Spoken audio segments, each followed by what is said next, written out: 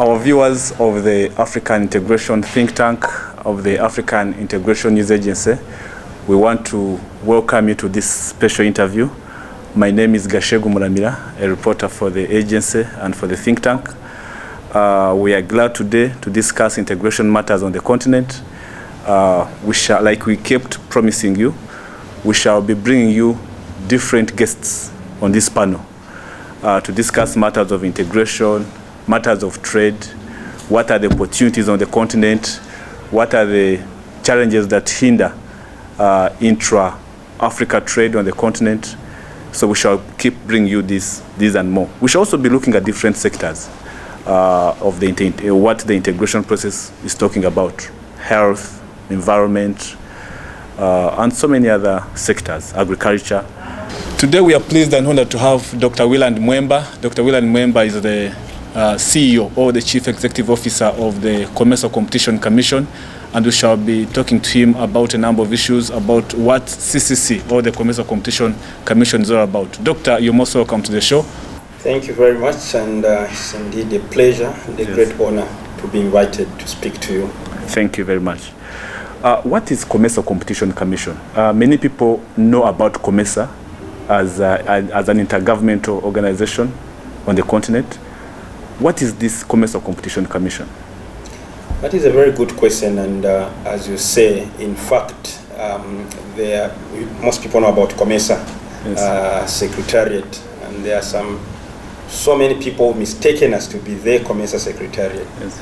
But we are different from the Comesa Secretariat in that we are an autonomous and independent institution of Comesa with a specialized mandate. Yes. So if I may give a comparison, it may be like at national level where you have a ministry, and then the ministry has specialized agency. So the ministry will be there for policy. But the specialized agencies will be able to achieve the mandate of the ministry. So, for example, you have a Ministry of Energy, but you have also energy regulation boards. You have a Ministry of Information and Communication, but you also have communication authorities, because they are created for a specific mandate and the specialized mandate for efficiency and effectiveness. So the Comesa Competition Commission, similarly, is an independent, autonomous, specialized agency of Comesa. With a mandate to implement competition and consumer law at the common market level, which common market has 21 member states. So our mandate, therefore, is to ensure that we identify, we detect, we prohibit, and we prosecute all anti-competitive business practices, or in simple terms, those practices that are those business practices that are restrictive. I'm happy you talked about one of the things you look at is trade. And trade is a very important aspect for regional integration. And Comesa was created to ensure that it achieves that single market, which is regional integration. But trade without competition rules cannot, trade alone without those competition rules cannot achieve the single market integration. Because we'll have private business undertakings, if they are not regulated, we will take advantage of the liberalized policies that are created for regional integration to amass and appropriate wealth just to themselves. And therefore they will engage in certain conduct that would make it very difficult for other players to enter, because they only want to have that big cake that has been created to themselves. That's true. And that's where competition, Comesa Competition Commission comes in to ensure that the trade that is being envisaged in this integrated market is not frustrated by a few selfish individuals. I always say this, Gashegu, that in economics classes we are taught of the invisible hand, and the invisible hand is that if you leave the market to the forces of demand and supply, those are the invisible hands, you don't see them. The market will operate efficiently. But the invisible hand sometimes may maybe a bad hand. Yes. Because if it's not regulated, yes, the invisible hand will want to appropriate everything to itself, I totally and nothing agree. for the consumer, Exactly. nothing for the business, for the government. That's the reason why we exist, and that's the difference between us and Comesa. So Comesa is an international organization at policy level, but they have specialized institutions Yes. that we work to ensure that those policies that are developed Are implemented and yeah. Thank you so much for that elaborate explanation. I know you have a set of laws on competition and consumer rights as CCC. Yeah. For how long have you been implementing them on the continent? And what are the challenges that you meet in enforcing these laws to make sure the potential of trade on the continent is unlocked? Yeah, so we've been implementing, enforcing the competition and consumer laws at Comesa level since January 14th, Yes. 2013. Yes. If you've been following our journey very well, you may recall that we recently commemorated our 10th anniversary. Yes. So we've been implementing these and we've been implementing and enforcing these laws for 10 years now. Yes. And in the last 10 years, there have been a number of achievements that we have made. But as you rightly observed, there have also been a number of challenges. Yes. It would not be very accurate and correct for me here to give an impression that there have been no challenges. Challenges have been there. Yes. But I think what we've done is to find ways of addressing and overcoming those challenges. Among the challenges are that, and I've always said this, that an effective regional competition authority is premised on effective national competition authorities. True. If you don't have effective national competition authorities, you cannot have an effective regional competition authority. And why do we say this? Look, we are based in Lilongwe, Malawi. Okay? Our eyes and ears on the ground of anti-competitive practices in the common market would be authorities at national level. So the authorities at national level should be vigilant, they should be agile, they should be aggressive in terms of identifying those anti-competitive practices and then refer them to us or alert us because they may lack extraterritorial jurisdiction. So have the jurisdiction as long as it affects 2 or more member states. But if you don't have effective national competition authorities, that is challenge number 1. So if you've been following us again, one of the things that we've done to try to address that challenge is to aggressively develop and establish both laws and competition authorities at national level, and also strengthen those that are already existing. So you will know that we've helped the DRC to establish its laws and its authority. We've helped Comoros to establish its authority. We are now helping Uganda, and that's why I'm in Uganda now. I'm glad that the legislative developments in Uganda to finally have a competition and consumer law. We've reached a very advanced stage where we're not going back. But we started that journey with Uganda way back in 2016, 2017. And the reason we've been doing that is to ensure that there is effective enforcement in Uganda, which enforcement will feed into the regional system. Challenge number 2, lack of awareness of the importance of these competition and consumer laws, which I may loosely term as lack of a competition culture.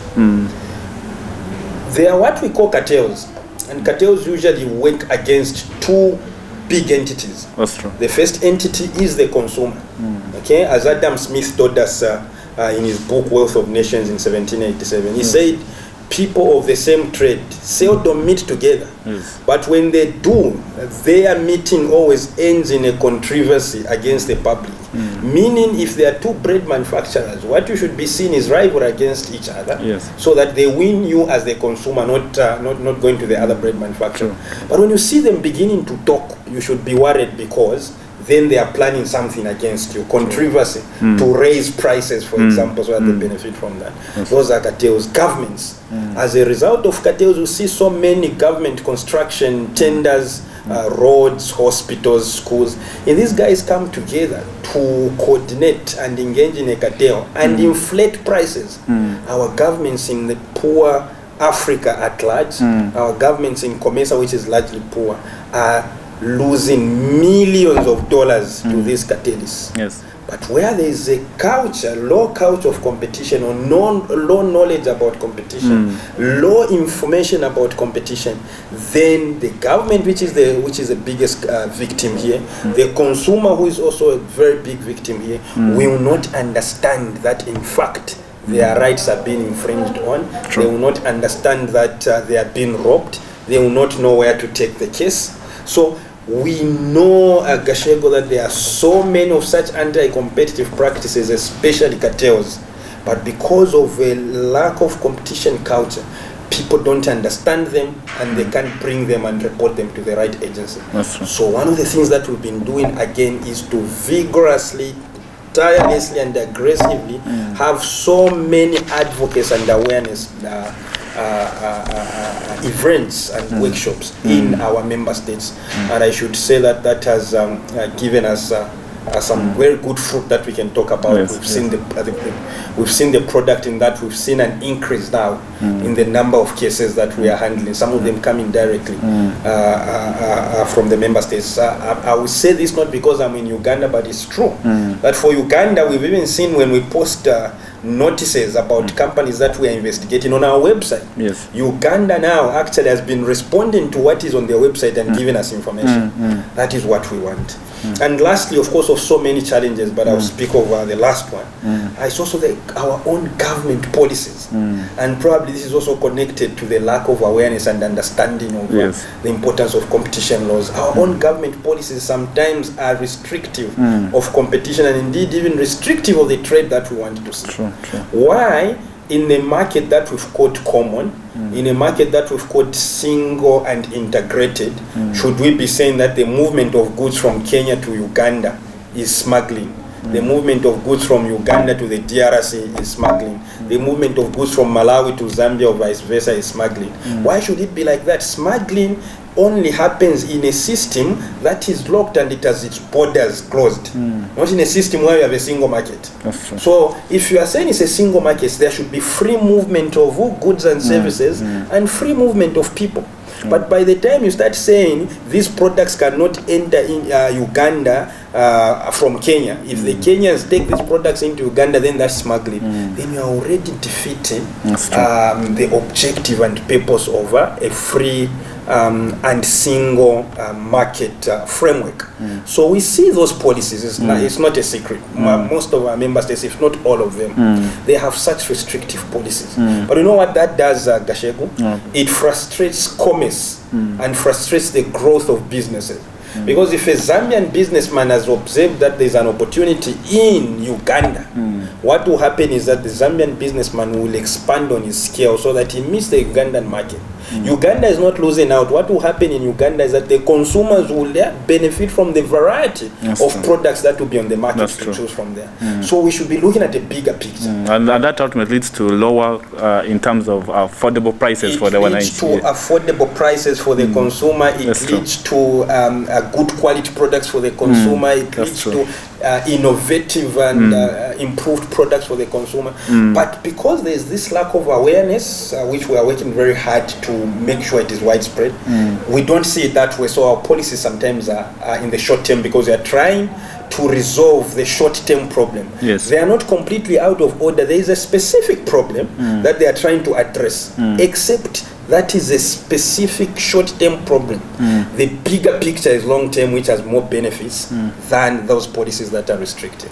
Those are some of the challenges that I may point out immediately. Of course, there are so many. In your explanation, you mentioned something about sensitization, and I'm glad you're in Uganda on the same purpose, sensitizing on competition and consumer awareness laws and so. How far have you gone with sensitization on the continent? Because for you to succeed in implementation, people should be sensitized and how they should be reacting to these laws. And yes, how far have you gone that roughly? I don't want to sound our own trumpet of achievement and a positive contribution and interventions that we've made. But I'll tell you that if we come to Comesa, we have the 21 Comesa member states. We've been to all of them and not once. In Uganda, for example, this is the 5th or even sixth time we are coming to Uganda, meeting different stakeholders. Okay, so we've been to all our member states and not once, with the exception of Eritrea and Libya, Libya and Somalia. So out of the 21, we've been to 18 except Eritrea, Libya and Somalia. For Libya, you would understand that there was quite some unrest there, so it was difficult to do much at that time. Somalia became a member state recently, not so long ago, but of course also because of some unrest, but we're trying to make efforts to go there. Libya, which had some unrest as well. Today, I'll tell you that we are working with the Libyans tirelessly, and we'll even be signing an MOU with the Libyans in Egypt next month. That MOU will be an avenue that we'll use to get into Libya and spread the news and information of competition and consumer law. Consumer law is very important as well, because ultimately what we are doing in terms of, and I'm glad you are very well learned, sir, because you said, look, all these things that you are doing at the end of the day should result in affordable prices for the consumer. Yes, that's the ultimate objective.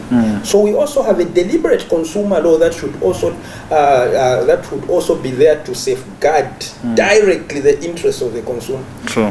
So in Libya, we'll be doing that, and it will mean out of the 21 countries, we would only remain with 2 so far, where we've not been due to various issues, but we are making strides. So in Uganda, for example, this time our focus is in anticipation of the new law, competition and consumer law, that is about to be enacted in Uganda. So we were again not just teaching the Ugandans on the Comesa competition regulation, but also about their own law, the principles in that law and how they are going to implement it. How are they going to interact with other sector-specific regulators? We have the telecoms or communications regulator, we have energy regulator, we have the central bank which regulates obviously the finance sector. And all these, somehow they have some pieces of provisions in their pieces of legislation that some will talk about competition. So how are we going to interact and work with these closely for the benefit of the Ugandan economy and the benefit of the Ugandan consumer? Thank you so much. I now bring you to Rwanda. Rwanda, there are plans to launch a regional summer school on competition policy and intellectual property. How are you working with the competition authorities of Rwanda together to have this regional summer school in place, and what are its benefits to the region? Okay, so for Rwanda, I should actually commend them so much. The Director General there, Madam Beatrice Umukizi, and also a gentleman that I've worked with for some time now there is called Emmanuel Mugabe. I think they are doing a very good job, and we've come on the table to assist them in a number of things that they are doing. So the summer school that you mentioned, I know it is in their work plan, or it's in their plan to do that. What they've asked from us is support, financial support, technical support as well, resource persons and the like, and we've agreed to do that, and also raising awareness in Rwanda about the same, which we started doing last year, and even this year my team was in Rwanda together with the Rwandan authorities, RICA as they are called, to spread that news. But as and when it will finally be on the ground, I think RICA are best placed because it's their baby, which we are just supporting. But it brings in so many benefits. To start with, it brings in the benefits that I've just spoken about, raising awareness on competition issues, and consumer laws, and making sure that people at the highest level understand, because sometimes there is this dichotomy or a gap, if I may call it that way, between the technocrats and the policymakers.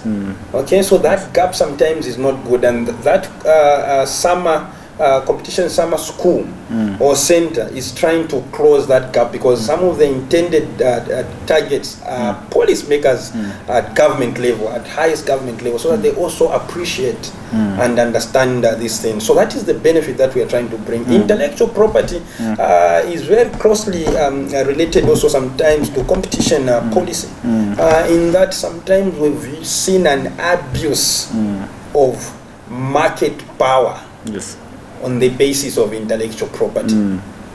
So if there is an abuse of market power, a competition law should come in to regulate that abuse and prohibit it. Yes. But many of the times we've had people cry and use the justification of intellectual property.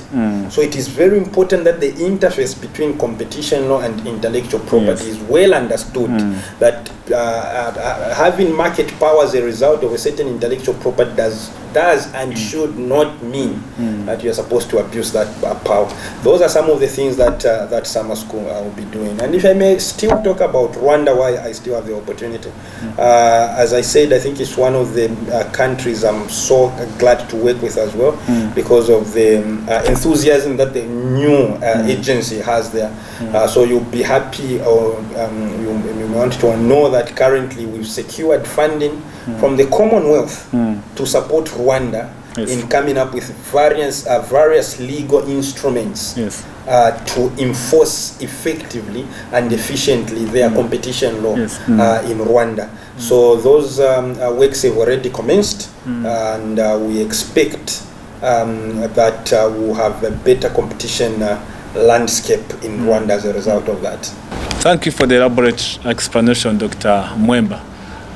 Viewers, please keep subscribing to our videos, keep liking. Really, we're glad to have this conversation on integration, and especially on matters of competition going forward.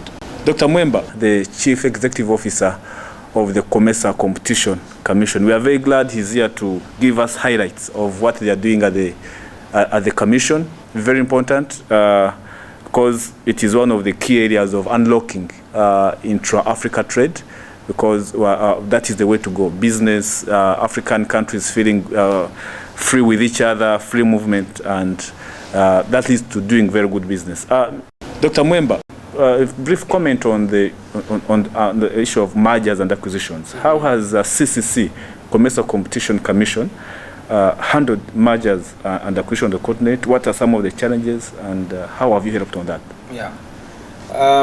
Since inception to date, we've handled over 360 mergers and acquisitions, and made certain sweeping decisions that are in the interest of the common market. And when I say in the interest of the common market, I mean decisions that have made it easy for other businesses to operate in the market. Because some mergers, as you may know, result in a situation where dominance is created, or where the merging companies simply make it very difficult for other players to operate in that market.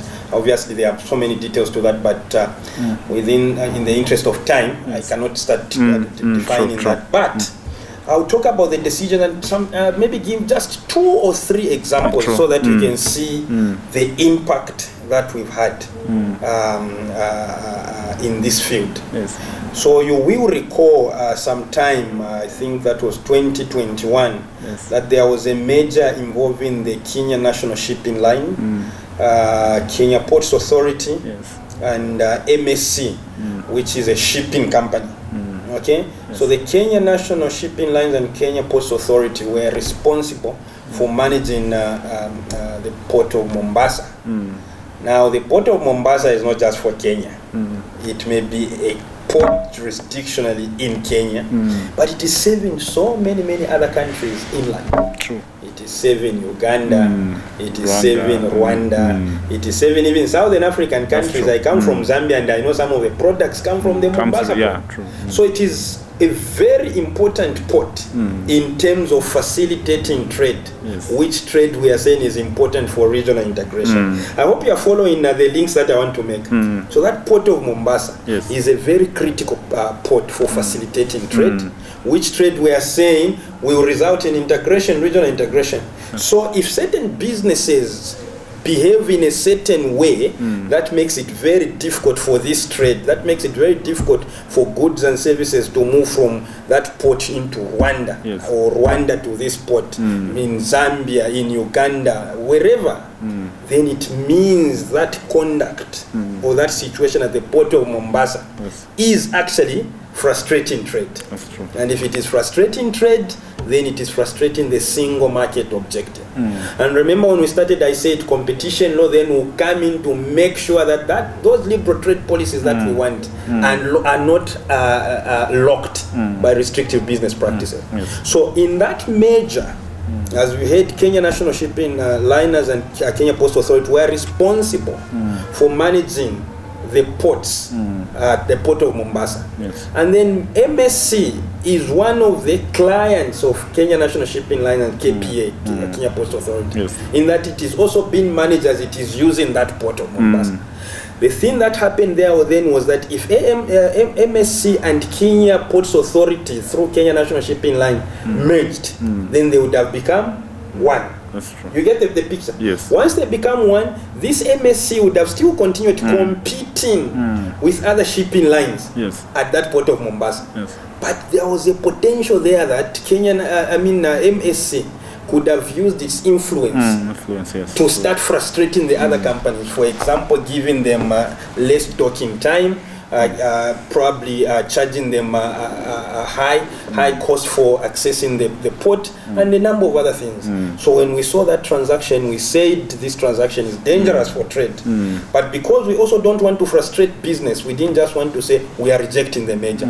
So we sat down with KPA, Kenya Post Authority, Kenya National Shipping Line, MSC, and the Kenyan Competition Authority and other government institutions in Kenya. I'm connecting all these things so that people understand when I said it's important to have a member state that is aware of these issues. So because Kenya has reached that advanced stage of understanding and appreciating these issues, it made it very easy for us as Triple C. Because when we brought the issue on the table, we all sat, the Kenya Competition Authority, the Ministry of Transport in Kenya, various government departments in Kenya, the merging parties themselves, and we told them the ABCDs that they should not do in order not to frustrate business at that port. Okay. One of the things was that they should allow equal access to MSC just like to its competitors. Yes. MSC should not be favored in any way. Okay, that was one of the conditions, and the other condition was also that MSC, as a result of being part of the Kenya Ports Authority system now, it should not have access to confidential and competitive information about its competitors. Remember, they are being regulated by KPA, so some of their confidential and sensitive information is with KPA. So we don't want this competitor who has become part of this too. So we put in barriers there. Let me just move quickly to another one. Then there was another one which involved Eton Towers. I wanted to give you three, but I'll give you two in the interest of time. There was another one that involved Eton Towers and American Towers Corporation, ATC. So the member states that were largely affected were Uganda and Kenya, especially Uganda. So in Uganda, Eon and ATC basically are tower site companies. So you have these companies that have these towers, and then mobile telephone companies lease space on those towers. So Eon and ATC were tower companies, and between them, after the merger, they had 85% of the market. So meaning they had become big. Yes. They become dominant. And our worry in competition law is that he who or she who or that who becomes dominant should not abuse that dominance. And if they are not regulated, the invisible hand is not regulated, that dominance may be abused.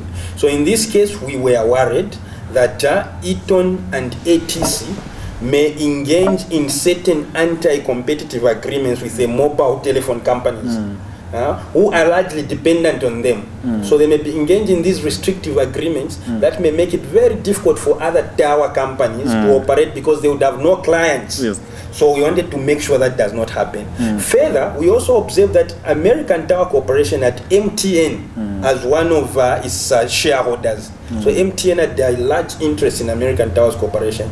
Similarly with what was happening at the Kenyan port, it meant MTN through ATC would now be a client and a competitor with other mobile telephone companies, but also a company leasing the tower sites. So there was risk there that it could give favorable conditions to itself at the detriment of its downstream competitors. So even in that, we made sure that that should not happen, and we gave conditions and criteria that ATC Eon merger should be following, so that there is no discrimination whatsoever. Okay. And we even told them that this objective criteria should be submitted to the Commission.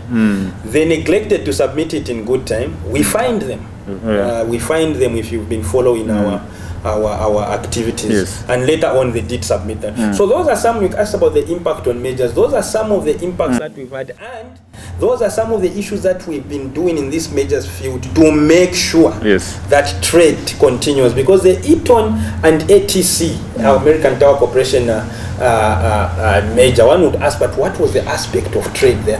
The aspect of trade there was that we would want so many companies to establish themselves in Uganda. We would want so many companies to establish themselves in Kenya, from wherever in the common market. But if they find this company that is dominant and abusing its market power by locking all the customers to itself, others from other countries would find it very difficult to establish themselves here, and the detriment to be on the consumer, who end up paying high tariffs. So those are some of the things that we've been trying to do on our part to contribute to this regional integration agenda. And this brings us to our last segment of this interview.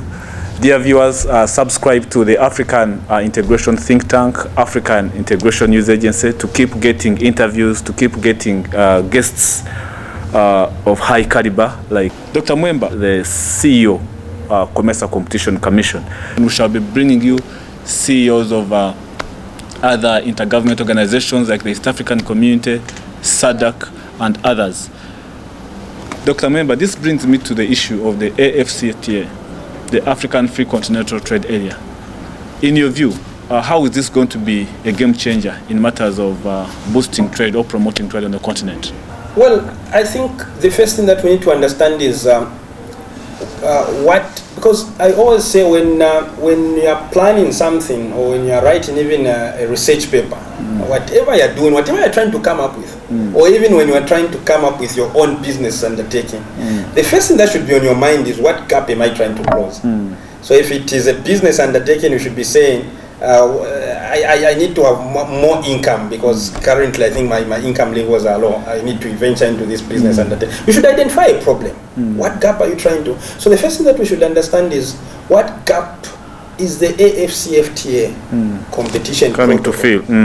Coming to fill. And I think the gap that it is trying to fill are those, it is to regulate those anti-competitive conduct that are continental in magnitude, that they cannot be addressed at national level, they cannot be addressed at regional level.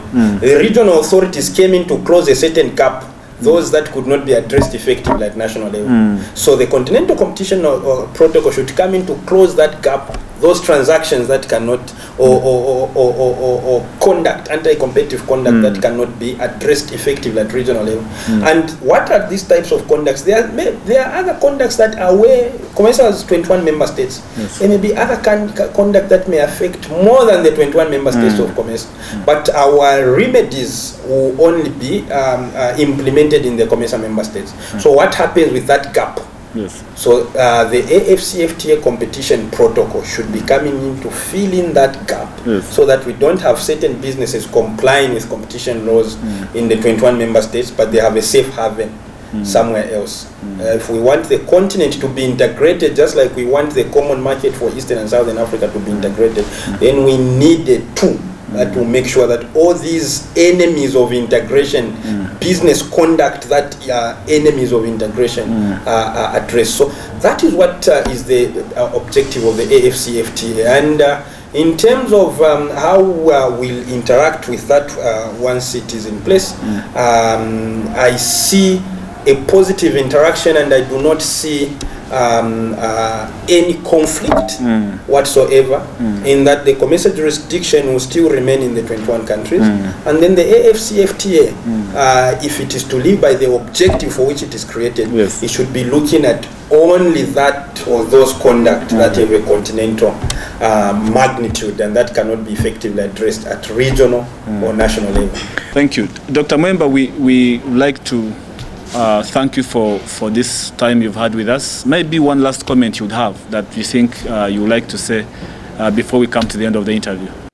That's an interesting one. I thought I've said a lot, but the last comment, obviously, is that we should all have the interest of Africa at large.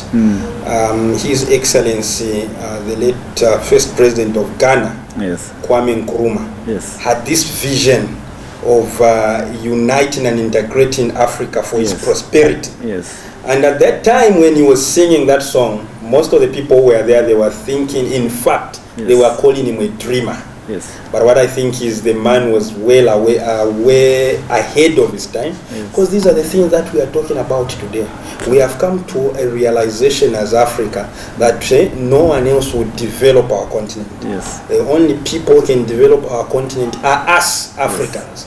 You saw what happened during the COVID-19 pandemic, that each country in the world initially said, let me first of all take care of my own citizens. That's true. And I know it sounded cruel at that point, and selfish. Selfish, but let's be realistic. It's like at your house. If you only have little food and there's a crisis, there's no way you'd give that food to someone who is very remote to you. You would first of all take care of your children, and then if something remains, you give. So yes, that was cruel. That sounded cruel and selfish. But to be realistic, that was not. What that taught us was that even us, we should learn to stand on our own 2 feet. And it's only through the integration of Africa, it's only through this trade amongst ourselves, it's only through this unlocking of restrictive business tendencies that will grow our markets, that will bring in innovators, and that is how will progress and be at the same level as our colleagues, so that the next pandemic when it strikes, the next crisis when it strikes, we'll be ready. But we can't be ready if we are isolated. That's true. We can't be ready if we are not united. Our dear viewers, ladies and gentlemen, we want to thank you. I think this is all we had time for, a discussion, integration. We are glad to have a very important person on our panel tonight, Dr. William Mwemba. We shall be bringing you, like we said, more and more guests to discuss matters of integration. The role of the African Integration Think Tank is to create a platform of advocacy to increase conversations about matters of integration in different sectors. We can talk about trade, environment, agriculture, health, and many others. We would like to remind you to keep liking our videos and subscribing to our channels and all the other social media platforms of the Africa Integration Think Tank. From now, from the team here, we want to say thank you so much and have a great time.